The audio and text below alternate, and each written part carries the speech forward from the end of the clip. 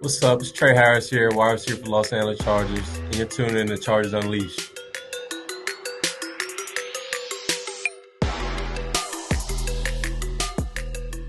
Welcome to another edition of Chargers Unleashed. Jake Hefner and Dan Wolkenstein here with you from the LAFB Network. If this is your first time tuning in the show, make sure to hit that like and subscribe button on YouTube. You can also follow us on Facebook, Twitter, Instagram, Spotify, and Apple Podcasts. Dan Wolkenstein, NFL season, Sao Paulo, Brazil, home opener for the Los Angeles Chargers. Just 2 days away.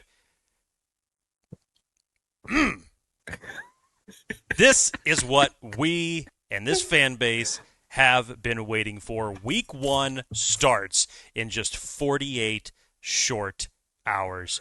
Dan Wolkenstein, how are you doing, sir? Oh, I am doing fantastic. Thank you for asking. I'm feeling jazzed up about this episode and this season. Chargers fans have been waiting, like you said, for far too long to see Justin Herbert out there with his complement of weapons, with Jim Harbaugh, Jesse Minter, and company. Whole new transformed roster, and now we finally get to see it on display. But Jake, aloha to you, my friend. How are you? Dan Wolkenstein, it's early here, and I am tired. And where is here? I am currently in Hawaii right now. Shakas. If there is one benefit to being in Hawaii during the football season, whether it be college or the NFL, the games come on super early. And for me being a morning person, that is all right with me. So when the Chargers kick off in Sao Paulo, Brazil, it's going to be 2 o'clock local time here in Hawaii. I dig that. College football starting on Saturday, week 2 starting on Saturday morning. Game start at 6, Dan. Insane. I'm sure your wife loves that when that comes on 6 a.m. She hates it. She hates it. My wife is the opposite. She's a night owl. I'm a morning person. That is one thing that still to this day does not gel the best. So, no. No, but we have a fun one today. We're going to be going through, clearly, all things Chargers versus Chiefs week 1. We'll go through kind of the Chargers offense versus Chiefs defense. We'll flip it. Keys to the game, players to watch, maybe predictions if Jake's feeling up to it. We'll see. I know we're back to this. I know this is fun. I forgot that's like a prerequisite of these episodes when we get into the regular season. Yes, we'll see who will be the optimist and pessimist so far this season. Stay tuned. But Jake, before we get to that, we got to talk about our new friends for the 2025 NFL season. Our friends over at Sleeper, new sponsors of the show. Let's talk about them. Well, the NFL season is here, Dan, which means that you and everyone else out there have a chance to win up to 1,000 times your cash on daily fantasy football with Sleeper. Fantasy football has never been more exciting than it is right now with players like C.J. Stroud, Patrick Mahomes, Lamar Jackson, Justin Jefferson. Pick on stats for these stars like touchdowns, passing yards, receiving yards, fantasy points, and more for up to 1,000 times payout on Sleeper. Get your picks. Get your picks in, get your picks right, and you could win big. Just use the promo code Chargers LAFB, and you'll get up to $100 match on your first deposit. Terms and conditions apply. See Sleeper's terms of use for details. Currently operating in over 25 states. Check out Sleeper today. McConkey, I guess, is not a sleeper anymore because whatever statistics we have there, same with Justin Herbert, his betting numbers are very low. If I was a betting man, I'm pounding the over on those. Jake, well done. Thanks to our friends over at Sleeper. Let's get into it, Jake. We have a football game, a real live NFL football game. Yes. To discuss this week, and it's a big one. Chargers, Chiefs, Patrick Mahomes, Justin Herbert and company. Set the stage for us, Jake. Give us the preview, if you will, the elevator pitch for this Chargers game and how pivotal this will be to set the standard for the season to come. Dan, this is a big step for both of these teams, really. And we'll obviously talk about the biggest storylines as it relates to each team on both sides of the ball. But for the Chargers, I think that this game just means so much more. And I have been on my soapbox already. I have nothing against international games. But divisional game like this, seemingly removing the SoFi crowd, out of this entire equation. I've said it to some other people, flip this on the other side. If this was Kansas City's Arrowhead Stadium being removed, you don't think that that's a little bit of a tactical advantage with people that know how hard it is to go to Arrowhead and try to win football games when Kansas City is just so tough to beat there? So I'm interested to see what this environment is going to look like in 2 days.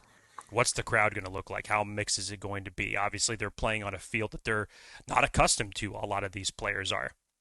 Chargers obviously flew out early. They're out there right now trying to get acclimated to everything. Dan, this is just such a huge pivotal game for the Chargers, considering the fact that they start off this season with 3 straight divisional games. You're going to find out specifically about one position group very, very fast when the first snap is pulled. You're going to find out very quickly what it's all about. And the scary thing, Jake, is there are probably 3 to 5 position groups that you can think of top of mind when you say that you're like, oh, we're going to find out because we don't know, right? Like, first thought, you think interior offensive line. You think of Trey Pipkins, right? But then what about this new look running game? What about the new look complement of weapons around Justin Herbert at receiver and tight end? What about the interior defensive line? What's that going to look like? Like, there's a lot of position groups you're like hoping that are going to be ready to roll. But yeah, you're right, though. I think all eyes start there with that offensive line once the Chargers offense get on the field. Yeah. And Dan, this is the big bad wolf of the division for the last 9 years. I do not want to say 10, but something tells me that eventually when we get to the end of the season, we're going to say it again, unfortunately. But you would just love to start off the season in Jim Harbaugh's second year with a win over the defending AFC champs. You start your season off on that foot and do it in convincing fashion. I'm not talking about a blowout or anything like that, but you stay competitive with the Chiefs, whereas the typical thing with the Chargers, save for 2 games, in the last 5 years? 10. There's one thing that you do know about the Chiefs, or about the Chargers playing the Chiefs. They do play the Chiefs tough. But there's some point in that game where Kansas City is going to make 1 or 2 plays more, and that's where you know that that's going to be the difference of the game, and that's ultimately what led to the Chiefs to the win. It's the little things that the Chargers are going to need to take care of throughout the entirety of this game. Not just 1 quarter, not just 2 quarters. We've seen them be up 10 points on the Chiefs. We've seen them come out of the gates hot previously in games. And it does not matter by the time that the 4th quarter rolls around and the clock hits 0-0. You have to play 60 minutes of disciplined football against one of the best teams and one of the best quarterbacks in the league. There's nothing more to it than that. Yeah, and we'll get into kind of the keys of this game. And I think when we go through this, this is a new look Chargers team in terms of a lot of new faces. And Joe Ortiz was busy. Jim Harbaugh and company were busy getting a plethora of position groups filled, revamped, improved, hopefully. So, Jake, do we want to start with Chargers offense or Chargers defense?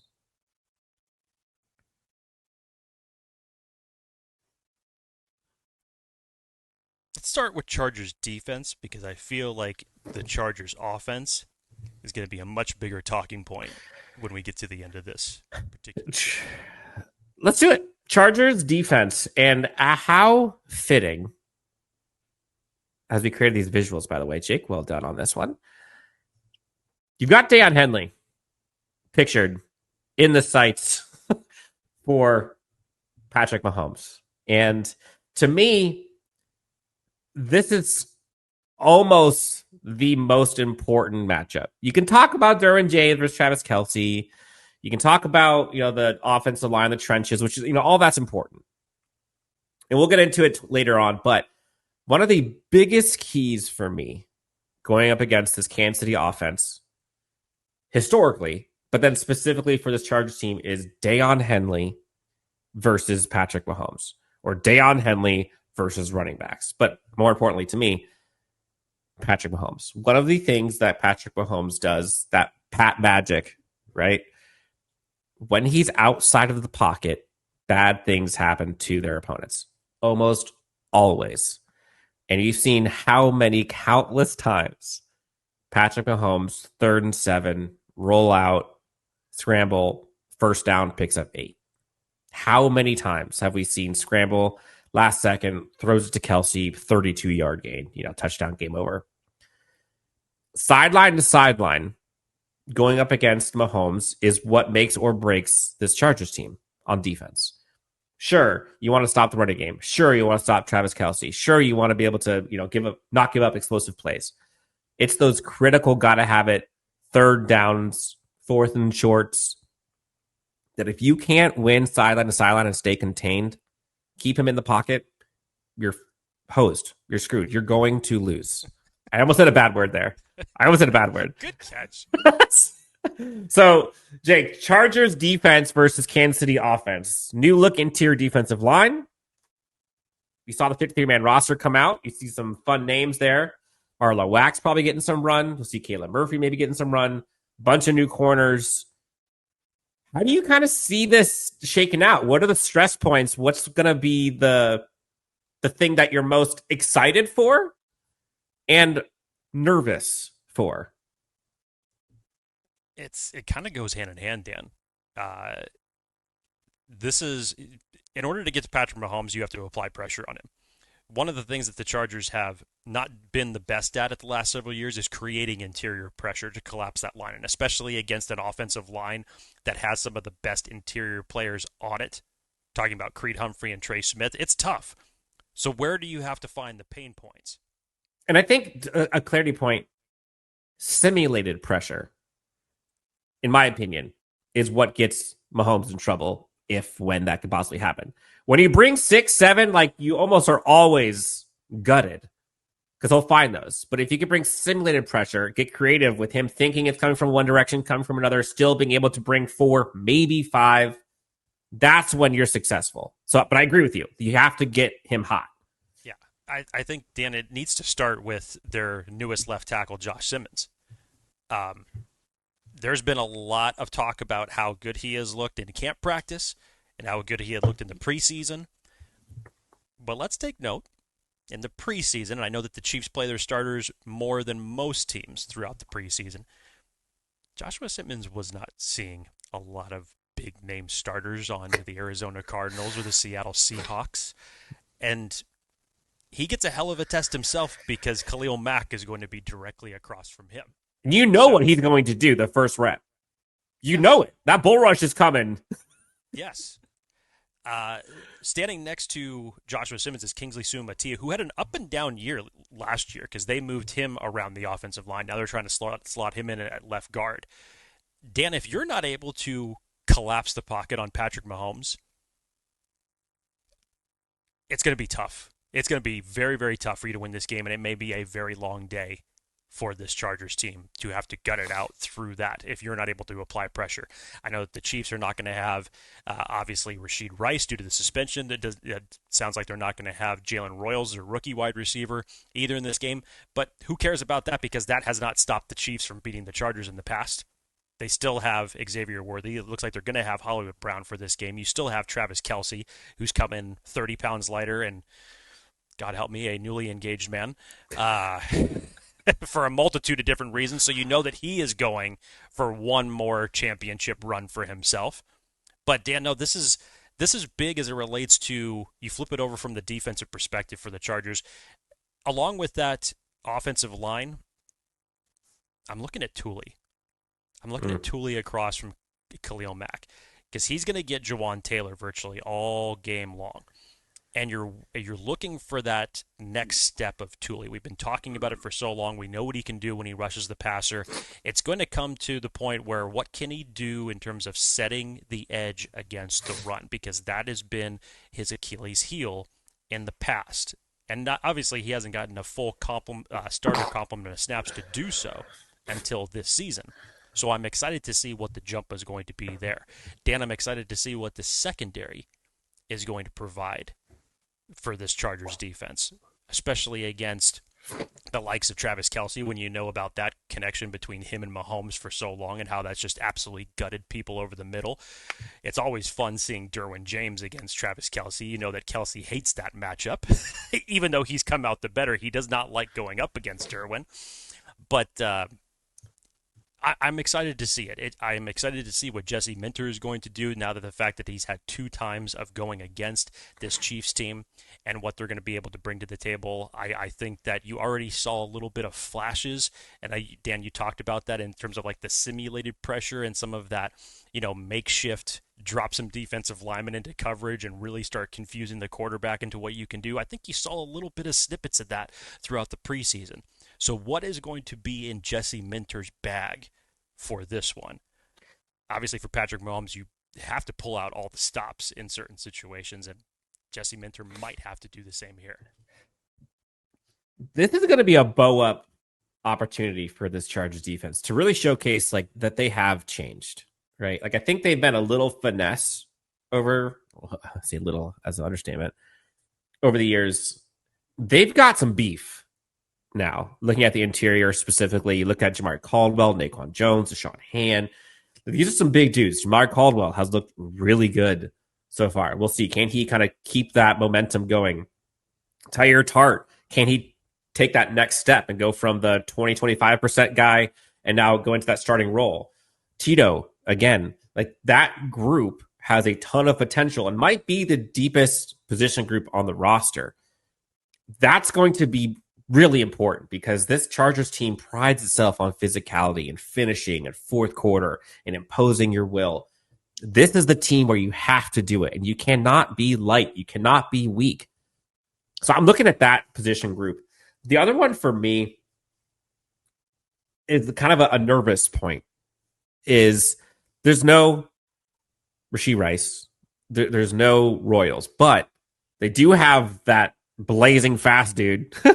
Xavier Worthy's out there. Hollywood Brown's out there. They got Juju Smith-Schuster out there. They got Travis Kelce. They still have weapons. They still got Pacheco. They still have Hunt. Like, they still got dudes. And all of a sudden, you're resurrecting Tyquan Thornton's career, who also runs in the 4.2s. So they're still trying to get faster. So the nervous aspect of this is, which one of these will win out, right? Will the Jesse Minter, Steve Klingscale masterclass in them we trust? Or will the, looking at the film from previous years of guys like Benjamin St-Juste, of guys that are either unproven or we haven't seen much from Dante Jackson, can Cam Hart stay healthy? So thankful that we have Elijah Molden back. That is a huge lift for this Chargers defense. But aside from the Molden and Tarheeb Stills cornerback safety tandem, right? Like, what will those other guys do? Because to me, discipline will be so key. And if you could just do the right thing, man, just do the right thing, play within yourself, it should be okay.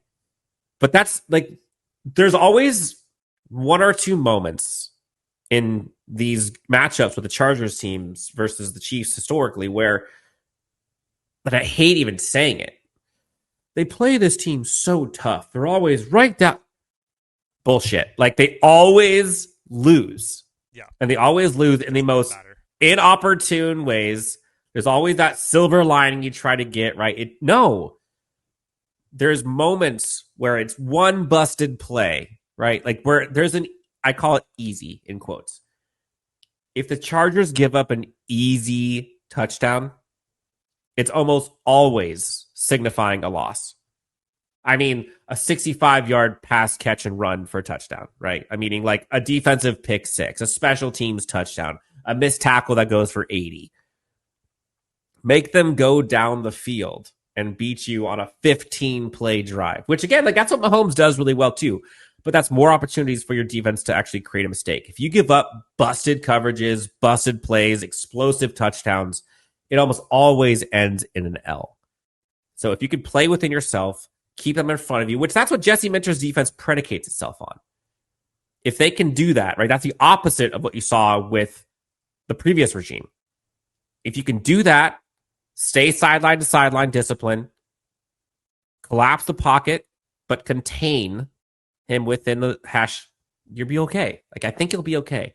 And the Chargers roster is built for that. You know, Jesse Minter is just like licking his chops right now. And first time I'll say it, imagine the euphoria if when they do come out of here with a win. Like, imagine the weight lifted off of this Chargers defense and offense when we get to it.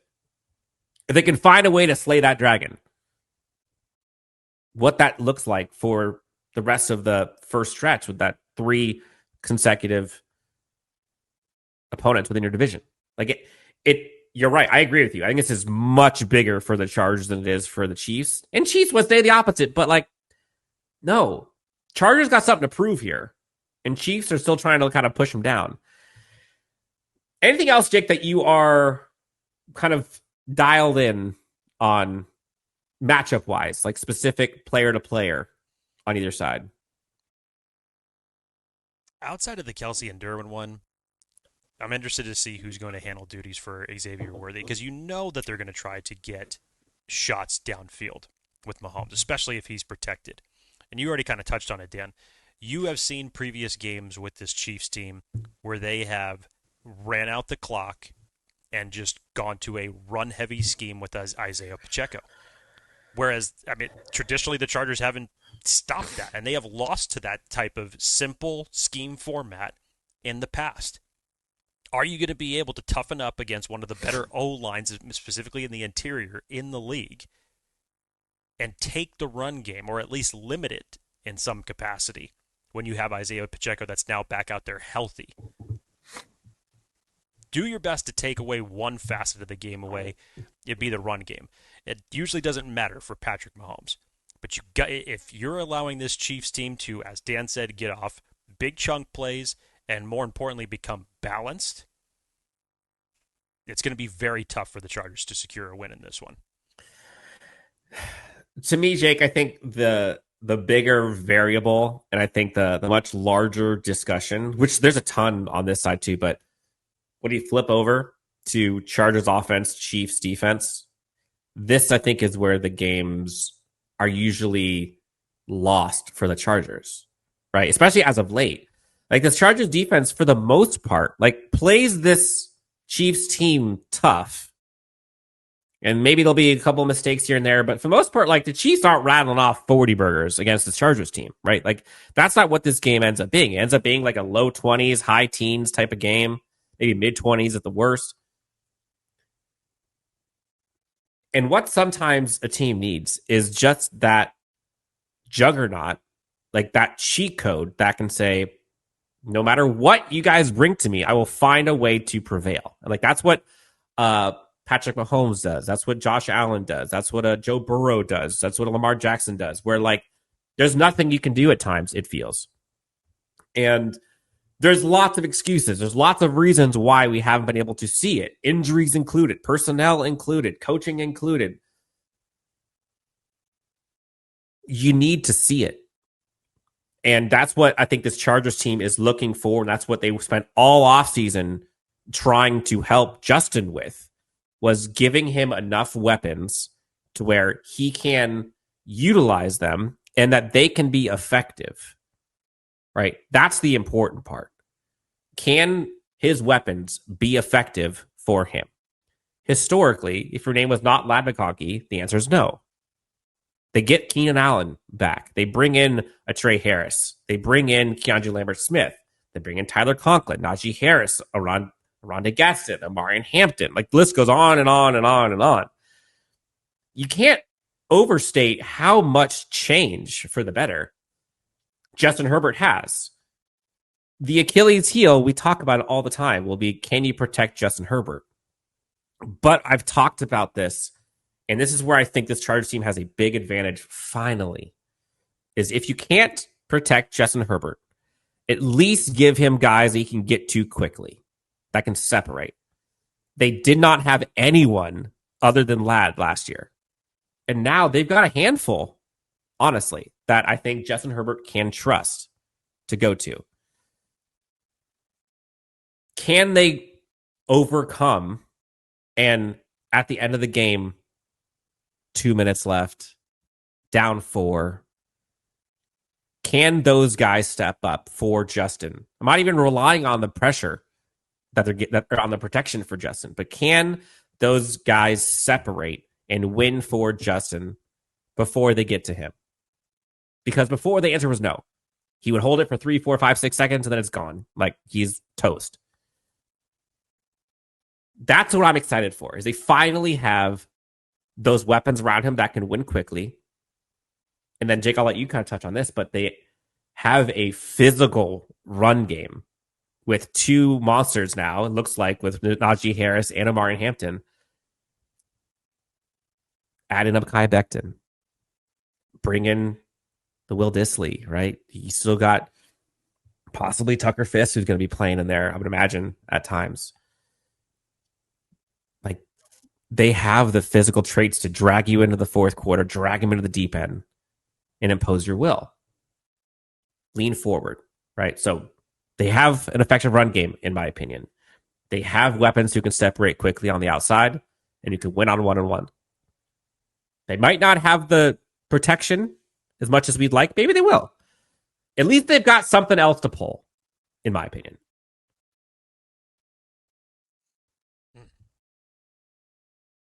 That was a long tangent. I apologize. It's all right, Dan, because you touched on all the important parts as it relates to this offense. There are so many things that are going to end up impacting this game at so many different levels because you have all these new weapons for Justin Herbert. But more importantly, it's the protection up front. And that is the part that I personally think that is going to determine whether this game is won or lost. And it's a viable concern, and we have talked about this seemingly for weeks and months on end, and this was even with Rashawn Slater before he ended up going down in the lineup. But this is now your starting 5 for your offensive line. I said a few weeks ago, Dan, we're going to find out a lot about this offensive line very, very quickly in these first 3 weeks. When you think about now Joe Alt having to go back to his left tackle spot, which shouldn't be that big of an issue. He knows how to play left tackle. It's the Trey Pipkins aspect from what we've seen in the past. It's the fact that we haven't seen really Mekhi Becton in this starting lineup yet, who just started practicing a couple weeks ago. We've seen the struggles with Zion Johnson and Bradley Bozeman in the past, namely the biggest in that Houston Texans game. Is this really the offensive line that is going to be able to do it? Are they all of a sudden just going to cohesively gel and become a juggernaut and be able to slay the Giants? There's hopium and there's reality. Yes, let's live in reality for a few seconds. Because as I mentioned, there will be litmus tests throughout the next 3 weeks for this Chargers team, mainly as it relates to your tackle and opposing pass rusher mashups. Trey Pipkins is going to see a lot of George Karlaftis on Friday night. Bradley Bozeman and Zion Johnson are going to see a lot of Chris Jones on Friday night. You know that Steve Spagnuolo, one of the best defensive coordinators in the league, is terrific in terms of knowing when to bring pressure. And a majority of the time when he does that, it gets home. Mike Dana, Omar Norman Lott. Absolutely kills drives, or it forces quarterbacks into turnovers. I swear to God, if Omar Norman Lott comes in I'm going to lose a gasket. Don't get me started on some of the Chiefs draft picks. Sorry. Josh Simmons, please, because there were plenty of people that we talked about on this show, and it still makes me sick. Yep. Dan, it's hard for me to believe it, considering the fact that we haven't seen this unit play in a meaningful football game yet. And now you get to throw them out against one of the best teams in the last 9 years? That's what I'm saying, man. That's what I'm saying. Like that's why I'm. How do you take away all of those weapons that you talk about, Dan? You get to the quarterback. And like I said, this starting 5 may come out Friday and just turn the lights off on the opposing defense. I hope. I highly doubt it. I highly doubt it based on recent history. I would hope that at the very least it's much more improved. But one of the things that I think that you're gonna see Jim Harbaugh lean in on, Dan, is the run game. I think you're gonna heavily see him lean into the run game. Yeah. It's encouraging that Najee Harris put in a full practice yesterday. We'll obviously wait for the practice reports that'll come out later today and leading up to the game. I don't know whether or not he's going to play. It still is perplexing to me for the standpoint that Najee just started practicing a week ago. And even if he's healthy, which is great, what's he going to look like by the time that he hits game time, considering that he hasn't put in any practice since his July 4th fireworks injury? So are you going to get a healthy dose of Omarion Hampton? I mean, I would love to see it. I think regardless, we're going to. I would love to see it, for sure. If all the signs, Dan, that we have seen from Trey Harris and KLS in the preseason end up starting off on that same foot for week 1, then call me encouraged. You talk about separation. Now you've got 2 guys that you know for sure out of these 6 wide receivers that are going to be able to separate in Keenan Allen and Ladd McConkey. They do it better than virtually anybody in the entire league. I'm interested to see what the corner matchup is going to be like and who's going to be covering who in this circumstance. Because, and this is why, there is a familiar face on the Chiefs' opposite side of the defense, namely Christian Fulton, who Justin Herbert knows a lot about, who Jesse Minter definitely knows a lot about, considering the fact that they kind of gave him a little mini resurrections to his career. There's also a Jerry Tillery. There's also a Drew Tranquil. I mean, when Jerry Tillery's in there, just go power to his side. That's all I got to say. Because why the hell would you want to throw it to Trent McDuffie? That's one of my biggest points. What's the coverage going to look like? And then in terms of contested catches, something you didn't really have last year either. Now you've got that in Trey Harris. Now you've got that in guys like Aronde Gadsden. So the weapons are there. It's going to just start. It's the rhythm that the Chargers need to start on. It's the offensive line coming in from the first snap and asserting their dominance and winning in the trenches. That's going to be the X factor, Dan, honestly, beyond week 1. We're going to be talking about that for the next several weeks. Yeah. And honestly, and I think this was what led to the Chargers' demise, especially last year, was like they had a pretty good cards. They had a pretty good hand of cards that they were dealt. But if one of those cards weren't there, wasn't working, like they were hosed. Like if they had to win their way, or they were in trouble. And for this Chargers team, if they didn't protect Justin Herbert, they did not have an answer. Period. And every other team knew it. You saw it happen countless times. End of game, big time situations, they just get trucked. Justin Herbert gets blitzed. No one can get open. He either holds on to the ball or sacked, fumble, interception, incomplete, whatever. And he was hurt, so he couldn't run. List goes on and on. Finally, and this is what gets me excited and why I'm kind of bullish on this Chargers offense this year, is they have a counter punch to what other teams can do. If you go in and try to rush into Justin Herbert, right? Speed up the clock. They finally have guys who can win one-on-one, who can win quickly. Trey Harris is known to win contested catches one-on-one. Keenan Allen, always open. Third and Allen. Ladd McConkey, we know. All 3 of those guys, Justin Herbert can look to in desperate situations and basically say, I need you to get open and or need you to catch this. And that's what they're known for, right? We're not asking them to do something that they're not known for. The variables, right? The Quentin Johnsons, the Keandre Lambert-Smiths, the Oronde Gadsdens, like those guys, Tyler Conklin's, add to it. Tyler Conklin, also a veteran who you can depend on. He's been sneaky good so far. Oronde Gadsden, super excited about his potential. Not sure volume-wise, but I love his big play abilities. Keandre Lambert-Smith, take the top off, right? They have aspects that they just haven't had before. But what I want to make sure that I continue to do, and what I ask Chargers fans and folks tuning in, is we can hope all we want, right? We can hope that this Chargers offensive line is going to be absolutely incredible and that they're going to get so many dividends from Trey Pipkins and we're going to see a different Zion Johnson or Bradley Bozeman. Like, we can all hope for that. But what I'm focusing on is like what history has told me, what my eyes have told me, what I see. And so what I am banking on is what I have seen. I have seen these playmakers improve for Justin year over year. He has a lot more weapons at his disclosure. The run game, he has better running backs in 2025 than he has, more physical especially, than he has in years past. Mekhi Becton is better as right guard than he's had in the past. They have better tight end weapons, and Justin Herbert is healthy. I'm not going to sit here and say that offensive line is all of a sudden going to be protecting Justin Herbert better than last year, especially without Rashawn Slater. But they finally have other punches they can throw to where if the line breaks down, they could still win. We all talk about how bad the offensive line has been for the Chargers. Like, you look at the Chiefs' offensive line over the years. Yeah, interior's been good, but their tackles have been awful. Look at the Bengals' offensive line. Those guys are still balling, right? The defense is what's costing that team.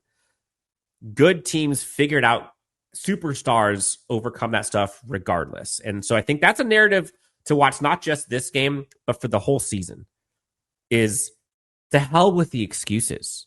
Yep. Like, this is kind of Justin Herbert's time he's got to show up. Like, he's got to do it and take over. Like, there's no more time for the excuses. Like, what excuse would he have right now? Oh, he doesn't have enough pressure. Or he doesn't have enough protection. Well, you got 8 dudes you can throw to in a running game.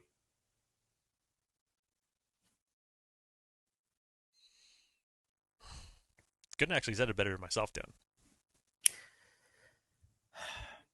So, I am looking forward to seeing this new kind of new and improved 2.0 smash mouth, medieval trench warfare, whatever you want to call it, euphemism. But like that package where you bring in a Tucker Fisk with a Will Dissly, and let's say you got Najee and or Omarion Hampton, plus maybe they bring in an extra offensive line, right? Like that, seeing that where it's like mono e mono, here's what's happening, can you stop it? I'm curious how effective that will be this year versus last year, because at times last year, sparingly, that was effective, but too often it was not. And you saw no gain, loss of 1, loss of 2. Whereas now you have running backs who can fall forward for a few, right? They'll still make up something. That beef package to me is what I'm excited about. And then if that run game is effective, that's where you start to see the fun stuff, right? Like that's where you start to see the play action game, the deep passes, the explosive plays, Justin Herbert scrambling. All of that stuff will work if you can establish a run game. But you're going up against, to your point, Spags is arguably like the best defensive coach in the NFL. And somehow he is still on the Chiefs. They're going to get creative and they're going to blow up Justin Herbert, or at least try to. Can the Chargers pull out something else? Because if they can't, they lose. Period. Jake, before we get to players to watch and keys to the game, we've talked about a lot of them, but we've kind of honed in on a few. Anything else from like the matchup perspective, Chargers versus Chiefs, offense for the Chargers, defense for the Chiefs? What are you looking forward to? How about this, Dan? Something that we didn't get a chance to see much of, maybe until some points in the season last year. Remember how Justin Herbert started the year? Hell, even before week 1? What happened to Justin Herbert in the preseason last year? He had no wheels. That's right. And everybody's still speculating what the hell is that sleeve on his leg currently right now at practice, right? It's all metal. I would love to see those type of decisive moves from Justin Herbert, that if it's not there, if the pocket's breaking down, take the easy 10. Take the easy move the sticks. Get yourself out out into the pocket. If it's an open lane, take it and run for it, and add that dynamic to this offense. Give the Chiefs defense something else to think about, because Justin is extremely athletic. We've seen it so many times when he's able to use his legs and get into open field. We didn't get a chance to see it as much as we probably would have loved to last year, but against this Chiefs team, with the pass rushing ability that they have, give them a little dose of their own medicine for a change. Get another quarterback that can get out of the pocket and make and extend plays with his legs. I would love to see that from Justin Herbert. Players to watch, Jake. You have 3, I have 3 that we've selected. For me, the 3 on the screen: Keenan, Derwin, Dayon. Easy. Now, you can clearly say Lad McConkey and Justin Herbert. Like, there's obvious guys here, right? But I think there's some names here that will be pivotal. Keenan being there, who can win and separate on third down, like that's what he does best, is such a safety valve for Justin Herbert that he has not had. And seeing that kind of camaraderie and that gel that they've had, like they're so in sync with each other, just like you saw with Lad. But having the other option, watching Keenan back with his Chargers team is going to be fun, and watching because we know how effective he is. But now that there's 2 guys like that, like that's massive for Justin. Deion Henley, he might be the MVP of the Chargers defense. He is the guy who is athletic, who's cerebral, wearing the green dot now, physical, can play sideline to sideline, can play physical. Like he is everything that Jesse Minter wants in a linebacker. We've heard the praise from everyone about how good he has looked and how this might be his glow up season. If he is that guy against the Chiefs, say he gets a forced fumble, say he gets an interception, right? Say he gets that sack at pivotal time. But to me, the most important part is, say he gets that third down containment that keeps him in the pocket. Huge. And obviously, the Swiss Army knife himself, Derwin James. And this is a theme that I'm starting to notice with this Chargers team, is like the depth at archetypes, right? We talk about there's Lad McConkey and there's Keenan Allen, right? We talk about there's the Trey Harris vibe that can now work with Quentin Johnston on the outside if need be. We talk about like the Keandre Lambert-Smith now providing that depth.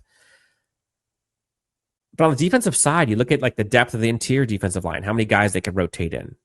You look at that Caleb Murphy emergence, along with Marlo Wax, that brings in that depth for archetypes. But having in the secondary that Swiss Army knife archetype, not just in Derwin, you've got Elijah Molden, who has that in spades. Tarheeb still brings that. Having those guys able to do multiple things at once, which Steve Klingscale talks about ad nauseum, it puts so much less pressure on Derwin to just do everything. And so when you have that many guys who can do that many things, there's only so many times that they can double up Derwin, right? There's only so many times that they can scheme him out of the play. Derwin could go have fun, man. Like, go let him rip. He doesn't just have to be on Travis Kelce because that's what's burning us. They can trust Elijah Molden there, right? They can trust Tarheeb Still and company. Derwin James, Dan Henley, Keenan Allen, those are my 3 players to watch. Jake, what say you? Dan, I've actually got 4. Go to the next slide, because you're only going to see 3. The 4th is going to consist of another rookie in this class, believe it or not. I went for, what did the Chargers go heavy at in the offseason, in the draft more specifically, to help out Justin Herbert? You talked about it so much, Dan. When you look at Omarion Hampton, we don't know really what the degree is going to be for Najee Harris on how many snaps he's going to take come Friday, even if he is, practicing in full, even if he's 100% healthy, whatever it needs to be. We don't know really how many snaps he's going to take. It's really his first taste of football action that he's had just since practicing last week. this may fall on Omarion Hampton's shoulders. And to me, one of the best things that you could do to attack a Chiefs defense, keeping Patrick Mahomes off the field, draining that clock, making it your type of game the way that Jim Harbaugh loves to make it. Again, I said it earlier, I think they're going to rely heavily on the run in this particular matchup. So I definitely think Omarion Hampton is one to spotlight. Dan, you see Trey Harris there, also pictured in this one. There's 4 wide receivers, really, that I think are going to be the focal point for the Chargers. Keenan Allen, Ladd McConkey. I will also throw in Quentin Johnston in there. And I add in Trey Harris, specifically of where they're going to be playing throughout the field. I'm sure at certain points that you're going to see Justin try to take those shots deep to KLS. I'm sure of it. But or Trey Harris. I think in terms of them playing the middle of the field, and we talked about a couple weeks ago when Keenan Allen came on and signed, look at how many interchangeable pieces that you have with guys that could play multiple positions now. You have Quentin Johnston and Trey Harris that could play the middle of the field, rotating that Z receiver if need be. Trey Harris obviously can be that contested catch guy if you need him to be. Keenan Allen and Ladd McConkey are going to get their looks. Their game is low-hanging fruit. You know what they're about. You know that they can separate, and they're going to get their targets from Justin Herbert. I am so excited to see what that package is going to look like. You got a little bit of a tease of it in that third preseason game when you saw them lined up side by side. I'm so excited to see what it's going to look like when Greg Roman takes the gloves off and how he's going to utilize them. But the fourth one, Dan, that I'll throw in this is Jamari Caldwell. Mm-hmm. He has looked phenomenal in the preseason. And in terms of whether it's creating quarterback hurries, rushing the passer, stopping the run, he has become a he's become that versatile chess piece that you need for someone in that defensive line group. Whereas guys like T.R. Tart, you know what he's about. It's kind of like more of like you're looking for a jack of all trades type of person. Jamari Caldwell has stood out in that regard in terms of what he has brought to the table for this defensive line. Giving someone that's versatile enough to stop the run and get after the passer, I think he's a huge X factor of what we could see on the game on Friday night. So those are my 4. We've made it, Jake. Keys of the game, predictions.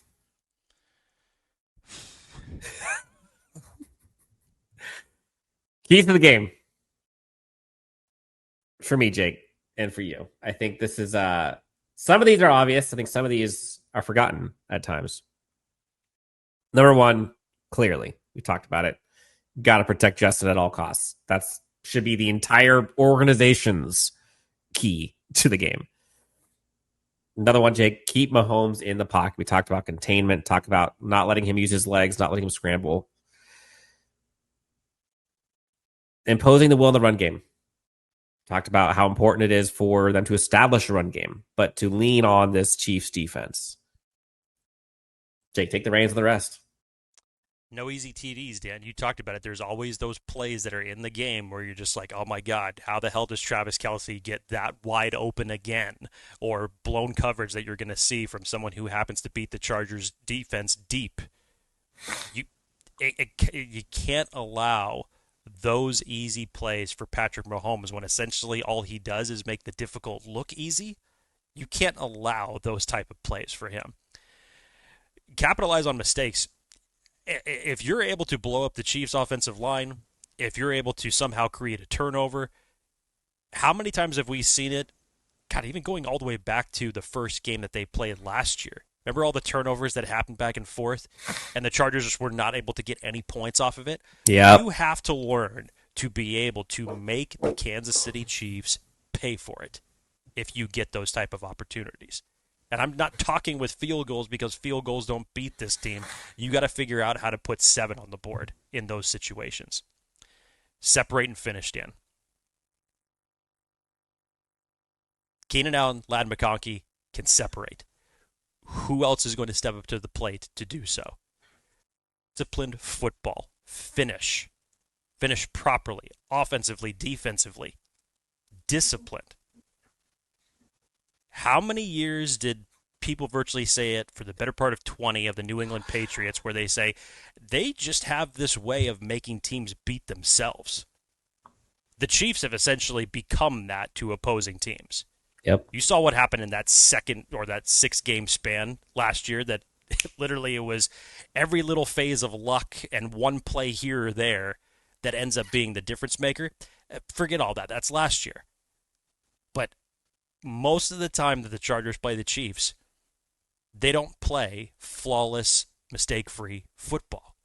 There's always something. You got to weed that out. You got to take advantage of the mistakes, man. Like, if you can separate and finish, like you talked about, but capitalize. If that interception is there, don't drop it. If that fumble's on the ground, please pick it up. Please. Like, if there's a catch there in the end zone, please don't drop it. Like, those are the things, right? Like, you got to finish and capitalize on your opportunities. Here we go, Jake. You ready? I'm so scared. I effing hate doing this, and I feel like it's torture. You? We both do. I've become that guy now. I've become that guy. Good. At least you've got some type of visual clarity when it comes to making picks. Predictions, Jake. Okay. There are receipts, Dan. Okay, if we dig into our season-long prediction and our record prediction of the Chargers, I remember what my receipt was. I remember exactly what my receipt was. And I had the Chargers winning the opener against the Chiefs. Will I say... For those watching, by the way, we have it on screen. We have the receipt. Yes. So I'm acknowledging the receipt. Will I say that my confidence is a little bit shaken now for the standpoint that Rashawn Slater is not going to be playing this season? Yes. Would I say that my confidence is shaken from the standpoint that there's still pieces of this offensive line that we have not seen perform, and you have to open up against one of the best teams in the league? Yes. Zion Johnson, Bradley Bozeman, and Mekhi Becton are going to see a lot of work. You're going to figure out about this offensive line very, very quickly beyond week 1. By the time week 3 rolls around, you're going to know whether or not this offensive line is for real. Just saying. When it comes to playoff time, you're going to know whether or not they are worthy of it. Pun intended. No, not pun intended there. We don't want that pun. I get what you were trying to do, but no, we don't want that pun. Can't wait to hear about this win. Here we go. Jim Harbaugh, Dan, has not lost a season opener in any of the years that he has been an NFL coach. He is 5-0. He's 5-0. But the Chiefs have a pretty damn good record in openers, too. Andy Reid's got a pretty damn good record as well, doesn't he? You're killing me. Patrick Mahomes has a pretty good record, too, doesn't he? Just rip it. Dan, I will not... Even though you have spent most of this entire show talking about hopium and reality, and I'm totally with you on that, but I'm going to stick true to my word and my prediction. Let's go. And say that Chargers are going to somehow, some way, with all these new weapons, by the hand of God. By the hand of God. And maybe about 26 lucky bounces. Find a way to get a W on Friday. I know I will probably eat that prediction later on, but I want to stay true to my word. Because if the Chargers are going to have any chance to beat the Chiefs, it has to be in Sao Paulo. They're not going to win in Arrowhead. I already took them to – it's basically a split for the Chiefs that I took them to predict for this year. So this is their best chance to possibly do it, even though the fact that this is their pseudo-home game. This is your best opportunity to do it in another country. You can do it. If you can't beat them in the United States, you have to go travel internationally to beat them. Final score? I'm going to say it's 2017. I still think it's going to be a very defensive controlled type of game. both teams are still going to find their way to score points, but this is not going to be an overly blown high-score game, even with all these weapons. You still got Jesse Minter. You still have Spags. It's going to be 20 or less, honestly. Oh, man. Okay, so I've spent this entire damn episode talking about being tethered to reality. And to hell with the hopium. And I'm sticking to what I have seen and what history tells me. Unfortunately, I have a loss here. And that shouldn't be a surprise, although people see me as the optimistic of the two of us. I'm sticking to my realities. And there's a lot of things that give me excitement and hope. And this Chargers team has improved. But until it shows up on the scoreboard as a win, I can't predict a win. Yeah. And I think the facts are now they've lost 20 of 22. I think 6 straight. It's disgusting. 27-24. My prediction. My heart wants to flip it. My heart wants to so bad. Dan is fully believe they could. There will be no hopium from Dan Wolkenstein until something is proved. Yes, I was going to say there will be no hopium because I've got plenty of that. There's so many paths to where this Chargers team can win.